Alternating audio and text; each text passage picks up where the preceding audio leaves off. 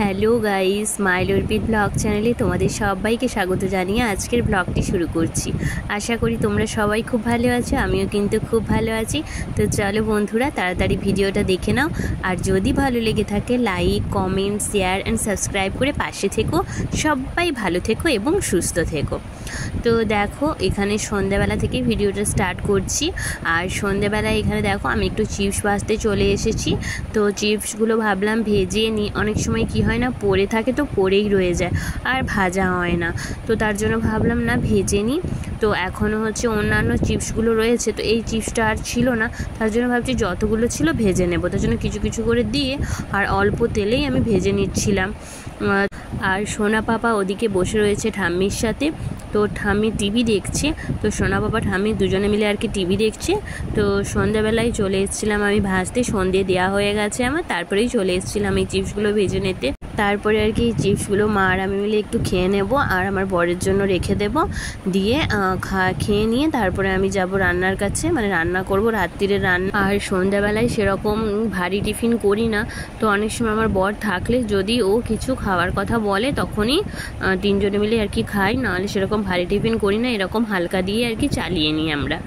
তো আর তারপরে এই যে দেখো, এখানে একটু পকোড়া করছিলাম। তো অনেক দিন হয়ে গেছে আর কি পকোড়াটা খাওয়া হয়নি, তার জন্য ভাবলাম একটু পকোড়া করি। আর মা এই কয়েকটা কুঁদরি দিয়েছে, বললো ভেজে নিতে।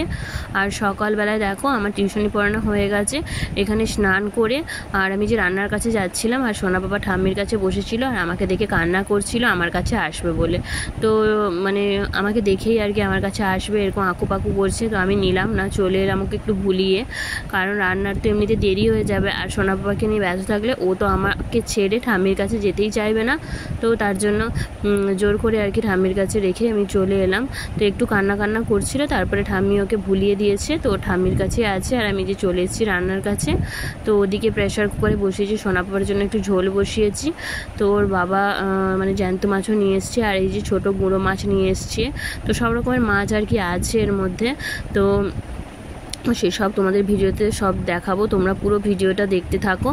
আর এই যে দেখো, ওখানে রয়েছে ছোট চিংড়ি, আর এদিকে অনেক রকমের মাছ রয়েছে। তো এত মাছের নাম আমি জানি না, তার জন্য বলতে পারলাম না। এখানে অনেক রকমের মাছ রয়েছে।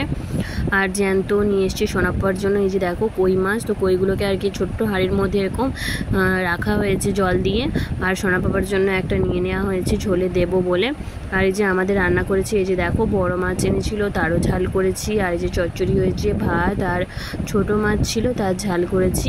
তো এইসব কিছু মাছের তেল থাকলে তো এমনিতেই ভাত খাওয়া হয়ে যায়, বেশি কিছু লাগে না। আর এই যে দেখো আমার বর এই সবজিগুলোই নিয়ে এসছে। তো এই যে শাক পাতা নিয়ে এসছে, এই যে এতগুলো সবজি নিয়ে এসছে। আরও সবজি রয়েছে রান্নাঘরের মধ্যে। তো এই সবজিগুলো কালকেই নিয়ে এসেছিলো আর কি, এইসব সমস্ত সবজি। তো আর এই যে গরম পড়েছে, তো একটু ঝোল খেতে হবে, তার জন্য পেঁপে আর এসব নিয়ে এসছে। আর তারপরে এই যে কয়েকটা বাসন পড়েছিল, ভাবলাম সঙ্গের বাসন সঙ্গেই মেজে নিই, নাহলে পড়ে থাকবে, পরে অনেকটা বাসন হয়ে যায়। তো তার জন্য এই যে দেখো কয়েকটা মেজে নিচ্ছিলাম বাসন। মেজে বেসিনটাও একটুখানি ঘষে নেব। তো কারণ কি বলো তো, একদিন ছাড়াই না বেসিন মানে এরকম হয়ে যায়, ওই জন্য সঙ্গে সঙ্গে আর কি মানে বাসন ধুয়ে সঙ্গে সঙ্গে আর কি পরিষ্কার করে নিলে বেসিনটা পরিষ্কার থাকে। আর তারপরে ফেলে রেখে দিলে কিন্তু পরে মানে নোংরা হয়ে যায় আর কি। তো তার জন্য আর এই যে দেখো তাড়াতাড়ি করে বাসনটা ধুয়ে নিচ্ছি। আর ওদিকে সোনা বাবা কান্না করছে, কারণ অনেকটাই বেলা হয়ে গেছে আর সোনা বাবার ঘুম চলে এসছে। তো তার জন্য ওই জন্য আমি যেন তাড়াহুড়ো করছিলাম, যেহেতু দু রকমের মাছ আবার তরকারি এসবগুলো করতে না অনেকটাই দেরি হয়ে গেছে। বোঝাই যায়নি যে কোথা থেকে সময়টা বেরিয়ে গেল। আর তারপরে যে দুপুরবেলায় সোনা বাবাকে ঘুম পাড়িয়ে দিয়েছি, দিয়ে আমি চলে এলাম ছাদে গাছগুলোকে দেখতে। তো আমি স্নান করার পরে আর কি সমস্ত এই যে বালতির মধ্যে যে গাছগুলো রয়েছে সমস্ত গাছে আমি জল দিয়েছি। তো কল থেকে জল নিয়ে আর কি জল দিয়েছি।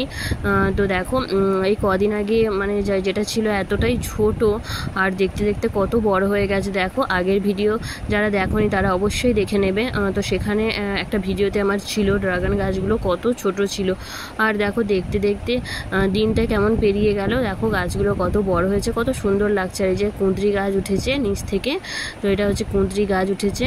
আর এই যে এখানে দেখো বেল গাছটা, আগের ভিডিওতে যারা দেখেছিলে যে বেল গাছটার পাতা পুরো খেয়ে নিয়েছিল পোকাতে, সেই বেল গাছটা আবার নতুন করে পাতা বেরিয়েছে, তো আমার খুব আনন্দ হচ্ছিল দেখে।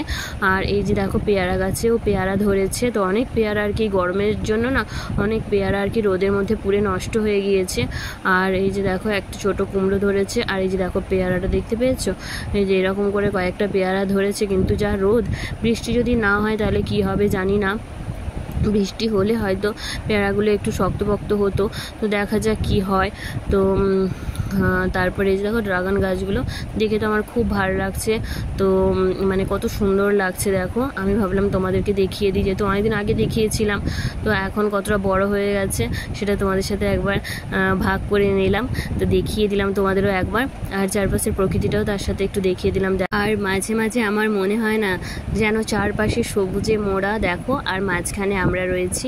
তো আমাদের চারিপাশে গাছপালা রয়েছে আর মাঝখানে ঘর, তো কত সুন্দর লেগেছে বলো। আশা করি ভিডিওটা ভালো লাগলো। যদি ভালো লেগে থাকে like, comment, share and subscribe করে পাশে থেকো। সবাই ভালো থেকো এবং সুস্থ থেকো। আর পুরো ভিডিওটা দেখার জন্য তোমাদের সবাইকে অসংখ্য ধন্যবাদ।